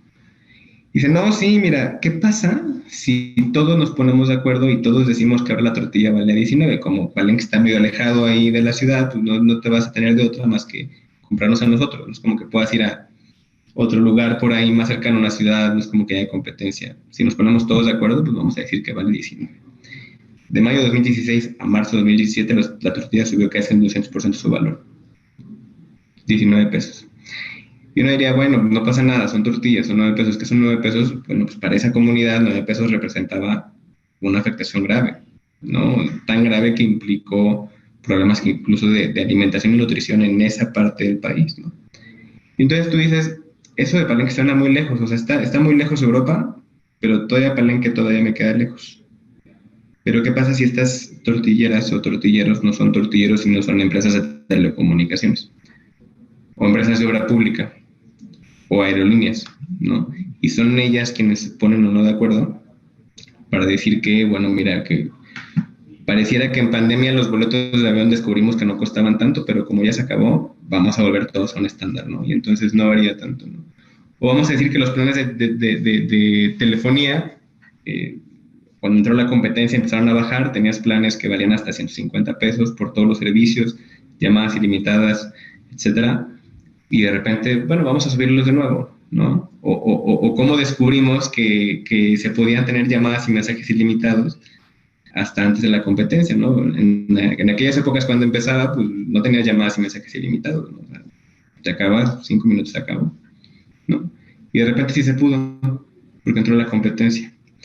Cuando todo ese tipo de parámetros de cumplimiento existen, evitas que sucedan tanto mecanismos de corrupción como acuerdos que estén en contra de la competencia económica, ¿no? Entonces, cuando tú tienes ese tipo de beneficios, ese tipo de programas, evitas que no solo a través quizá no sé, de la CRE, por decirte algo, podamos tener algún tipo de sanciones, o de algún otro tipo de organismo estatal, sino que a lo mejor a nivel local, a nivel empresarial, podamos empezar a tener una política en la que digamos, oye, no, fíjate que dentro de la política de cumplimiento nuestra está prohibido ponerme de acuerdo con un competidor para ajustar precios. Y si te lo prohíbe la propia política, pues tú ya no lo vas a hacer, porque te van a correr. ¿No? Entonces, yo no puedo ponerme de acuerdo con el contratista de enfrente para decirle que yo voy a esta obra, pero él allá. Entonces, para que él ponga su precio más alto y entonces me elijan a mí, ¿no? Las políticas de cumplimiento tienen que estar orientadas justamente a buscar hacer ética, hacer negocios con ética y transitar un modelo distinto de la aproximación del derecho con la empresa, ¿no? Que con esto quizá iríamos cerrando, ¿no? José María Manzanilla, dado clases en el ITAM, tiene un libro muy bueno de gobierno corporativo. Dice que la empresa y el derecho se aproximan desde 5 lugares, ¿no? Y ahí es una etapa evolutiva.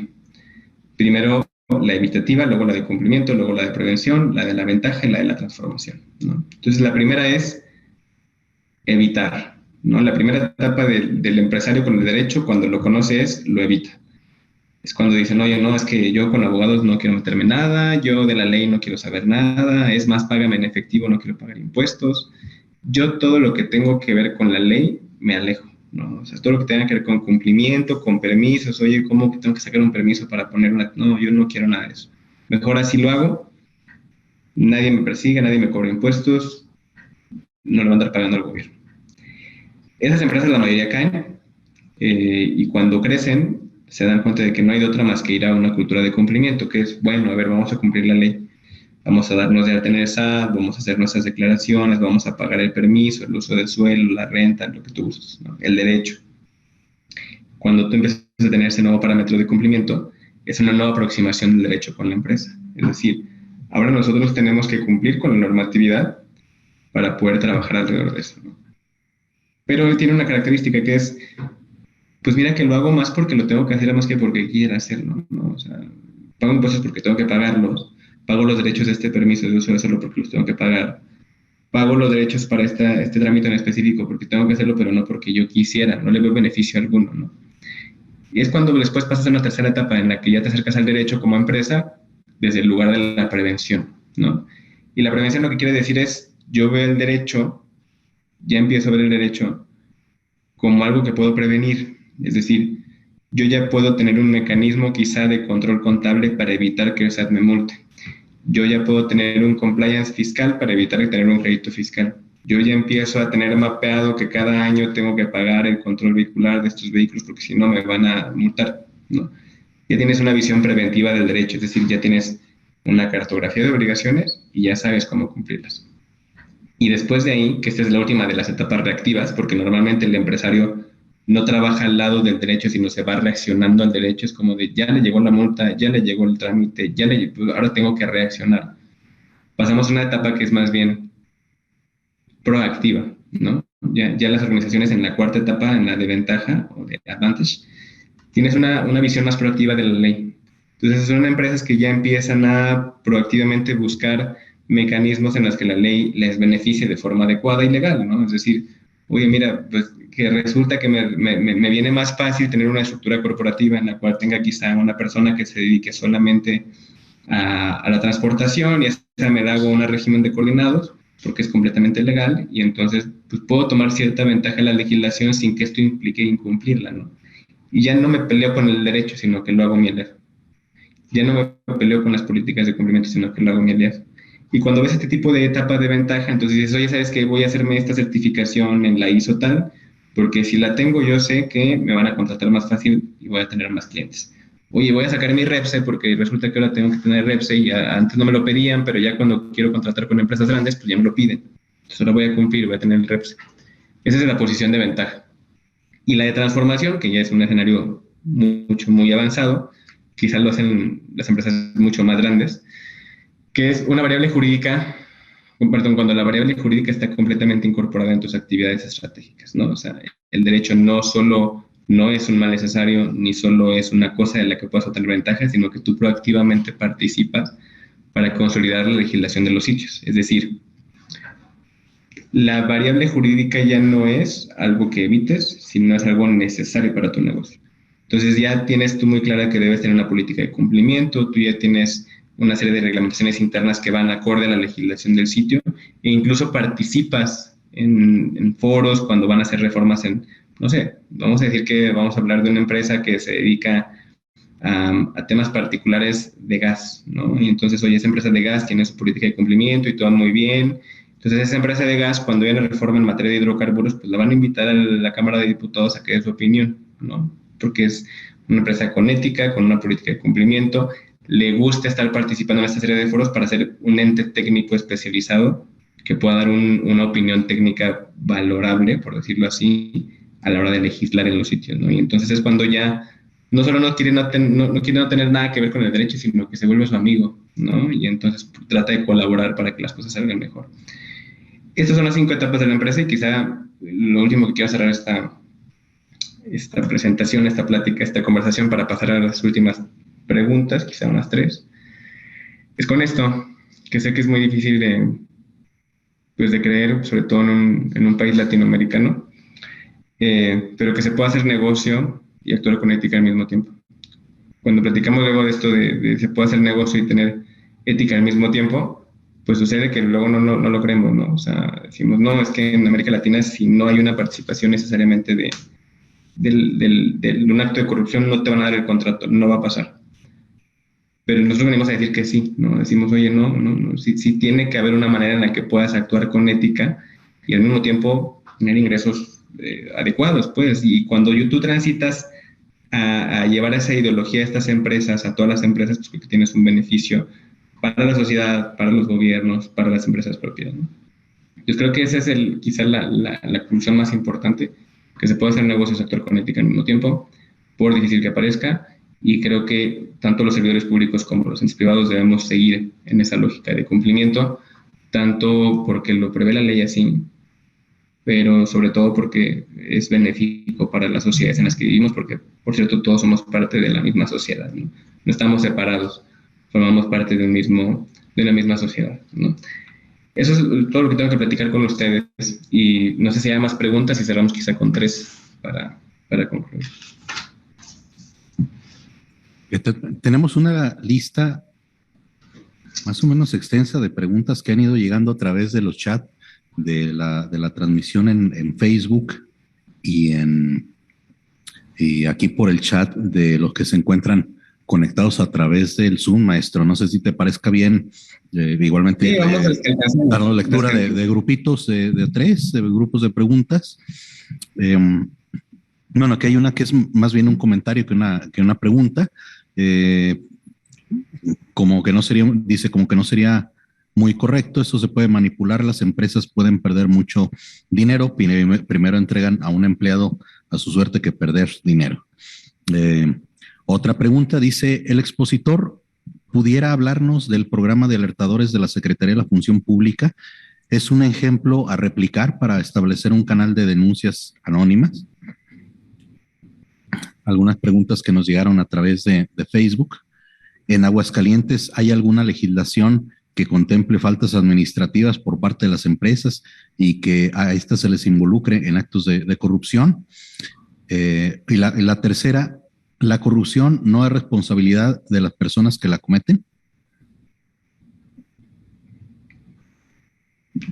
Ok. Sigamos con la primera.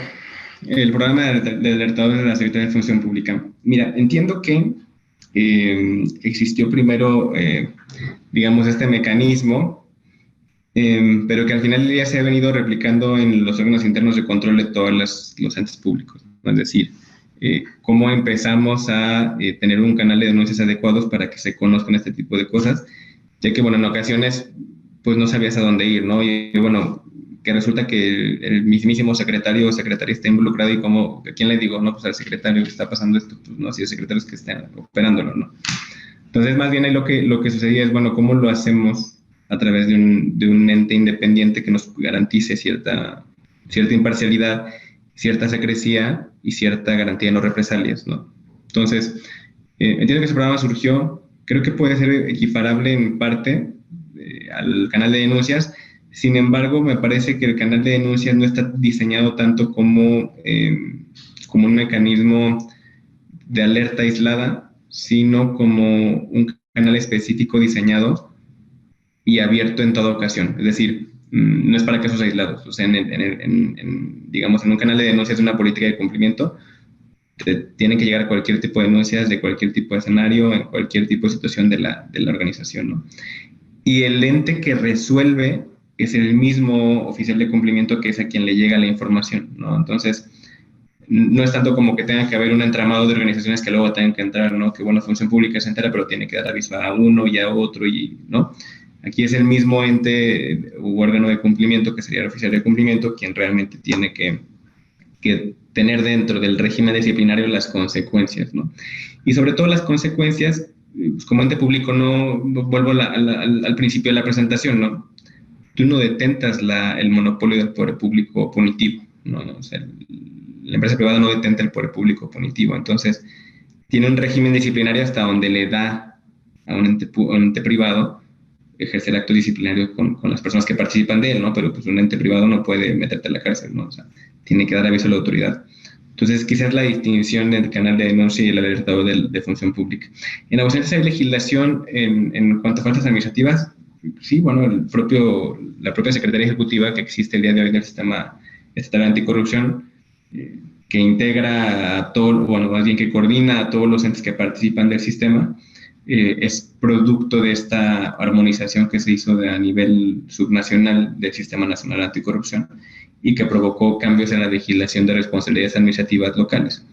Sí puedes inhabilitar a una empresa para participar en futuras licitaciones si incumplió una regla, digamos, local, ¿no? O sea, sí, hasta donde entiendo, yo tengo vigilada la legislación, hasta donde entiendo, sí, que te inhabiliten para participar en licitaciones, ¿no?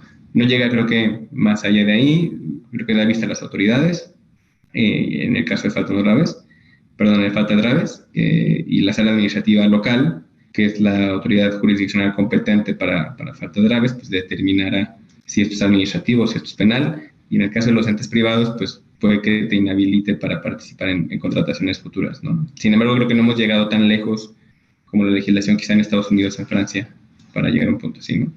El tercero, que es responsabilidades. ¿Me repite la tercera pregunta? Porque como que lo noté aquí mal.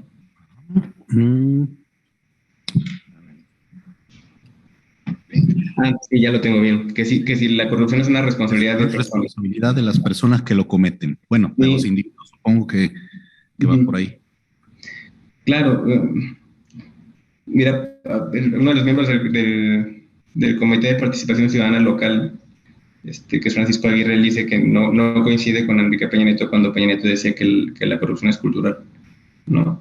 Yo coincido con lo que dice Paco, no es como que se nazca con el gen corrupto, ¿no?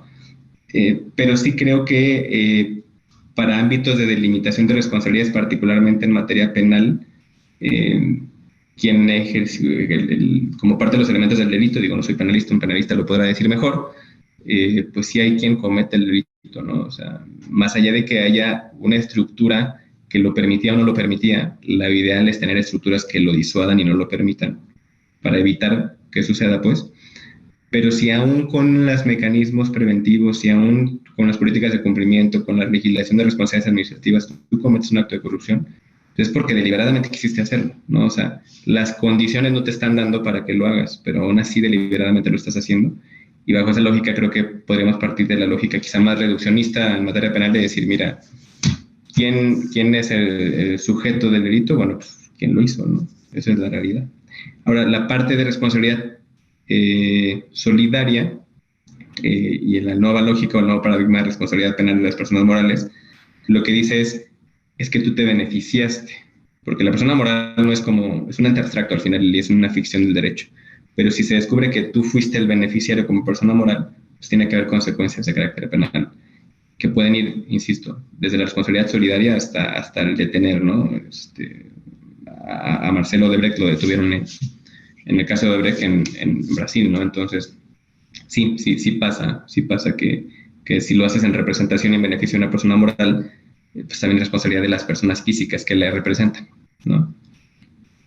Volviendo, ¿no? Lo que platicábamos en relación al SAT, si existe o no este mecanismo pues, de comunicación, si lo que te refieres es al Sistema Nacional Anticorrupción, si hay colaboración entre Hacienda y Crédito Público y el SAT con el sistema, si hay transmisión de información, si lo que te refieres es si como particular puedes participar en una colaboración, bueno, pues sí, siempre puedes también informar al SAT si tú crees que hay un posible delito o infracción fiscal, particularmente alguna empresa, mediante el canal que comentaba hace un momento, ¿no? Y en la realidad hay resistencia de los entes públicos, pues mira, como tal no lo sé, o sea, te podría decir de la parte privada, que es quizá un poco la que te puedo platicar un poco más. Creo que poco a poco por parte del sector privado hay cada vez más conciencia de la necesidad de poder participar y hacer negocios de una forma ética y adecuada. Es decir, es incluso más conveniente a nivel de negocio porque te facilita participar. Es decir, cuando al momento de participar con contrataciones públicas lo que premia es pero el talento, pero la capacidad, pero las certificaciones, pero la experiencia, versus cualquier tipo de acto de corrupción, pues creo que puede ser muchísimo mejor en términos generales para las propias empresas, ¿no? Porque podrá ser una empresa muy talentosa y lo que tú quieras y brillante, pero si no hay un mecanismo de selección basado en el cumplimiento de la ética, pues no hay variación, ¿no? Hay un dato muy interesante sobre cómo cambian los proveedores de gobierno con el cambio de sexenio, ¿no? Entonces platica por ahí una investigación es una persona del CID, ahorita no recuerdo el nombre, te dice, oye, mira, si tú te cambias de sección a sexenio, resulta que el top 50 de proveedores de cada gobierno cambia absolutamente en los últimos, cada cambio de sexenio, ¿no? En un 80%. Es decir, te hablo de un ejemplo de una empresa de proveeduría de tecnología del gobierno de Aristóteles Sandoval en Jalisco, ¿no? Oye, esta empresa recibió contratos por casi 400 millones de pesos a lo largo de 6 años y con Enrique Alfaro no recibió un peso, desapareció, como si no existiera, ¿no?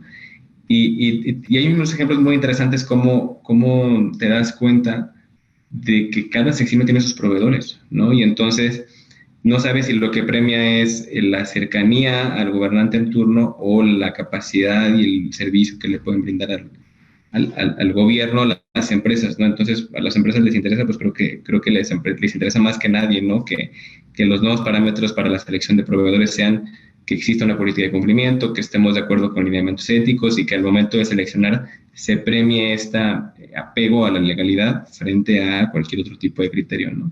Es un México México tiene que cambiar, ¿no? O sea, curioso que del top 100 de proveedores, el 80% no sean los mismos, ¿no? O sea, si son las mejores empresas en ese ámbito, ¿por qué cambiaron? Entonces creo que es una cosa interesante que hay que participar y entender y revisar, ¿no? Así es. Una última consideración, maestro, a lo mejor una opinión. En la política nacional anticorrupción encontramos un objetivo que se refiere a articular esquemas de colaboración con cámaras empresariales y organismos internacionales, así dice, que fomenten el desarrollo y adopción de políticas de cumplimiento y programas anticorrupción, así como la generación y aprovechamiento de datos abiertos en la materia en el sector privado, en especial en las MIPYMES. Y aquí, en esta parte, no quisiera dejar ir este espacio para preguntarte tu opinión. A lo mejor es algo incorrecto porque las microempresas en este país se consideran empresas que cuentan con 10 o menos empleados, incluido pues algunas personas físicas que se autoemplean, ¿no? Tienen 0 empleados. Uno puede recurrir al directorio del INEGI y encontrar empresas con 0 empleados, ¿no? Y están activas porque es solamente la persona que lo lleva. Cuando hablamos de estas políticas de cumplimiento, ya lo referías, parece algo de otros países, parece algo que puede resultar ajeno a las prácticas de Latinoamérica, pero digamos también en la esfera de las empresas que tienen muy poco personal, digamos, aquí no hay que presumir que automáticamente quiere decir que sean empresas que no muevan mucho dinero, pero en empresas que son, digamos, que tienen muy poquito personal, ¿qué tan factible es promover una política de cumplimiento pues para este grupo de empresas tan pequeñitas, ¿no? Tu opinión, maestro. Gracias. Pues mira, yo creo que todo es en su justa dimensión, ¿no? Es decir, em, la ética en los negocios no debe distinguir entre grandes y pequeños. Creo que, al contrario, todos deberíamos participar dentro del mismo esquema de cumplimiento. Claro, entiendo perfectamente que quizá una MIPYME no tendrá la capacidad económica para pagar la certificación ISO 37001, ¿no? Eso me queda bastante claro, pero creo que podemos transitar a modelos que sean proporcionales al volumen de negocio que tú tienes, ¿no? Y entonces, de pronto no tienes que estar certificado en 37001, pero de pronto puede empezar a haber un manual mínimo de guía ética para las empresas, las micro, pequeñas y medianas empresas, que pueda ser incluido desde la legislación, ¿no? Incluso podría ser la propia legislación, como lo prevían las legislaciones internacionales, ¿no? La que te dé reglas de parámetros mínimos de ética, ¿no? Y entonces a lo mejor tengas un código de conducta y a lo mejor un canal de comunicación que no tengas que tener una infraestructura tan grande, ¿no? Ni tenga que ser una cosa también del otro mundo, donde tengas un departamento entero con 5 abogados ahí metidos, no. Tiene que ser algo un poquito más sencillo, pero que sí pueda garantizar que tú estás cercano o digamos, adecuándote a una política de cumplimiento y una guía ética específica para hacer negocios, ¿no? Porque contratista de gobierno es desde el que te hace el puente millonario o la presa de miles de millones de pesos hasta el que pone las sillas en el evento de 16 de septiembre, ¿no? O sea, todos esos son proveedores. Y entonces todos deberían cumplir un parámetro mínimo de ética que quizás será muy diferente para una empresa que hace presas que para una empresa que pone sillas, pero que quizá todas deberían tener en su justa proporción un mecanismo que nos garantice que están adecuados a la ética o la firma de un compromiso ético al momento de participar en contrataciones públicas, ¿no? Pues muy agradecido, maestro, con esta exposición y con este tema en el que ha habido bastante diálogo con los asistentes. Reiterar el agradecimiento a nombre de la CCEA Aguascalientes a todos los que han participado el día de hoy a través de sus preguntas o acompañándonos en este proceso y reiterar la invitación que tenemos para el ciclo de conferencias que tendrá su continuación el día de mañana a las 9 de la mañana, haciendo uso del mismo enlace, con el tema ejercicio de recursos públicos a través de la planeación y el desempeño que impartirá el doctor Nezahualcóyotl López Flores. Reiterar el agradecimiento y los esperamos el día de mañana con una conferencia más de política criminal y combate a la corrupción. Muchas gracias a todos.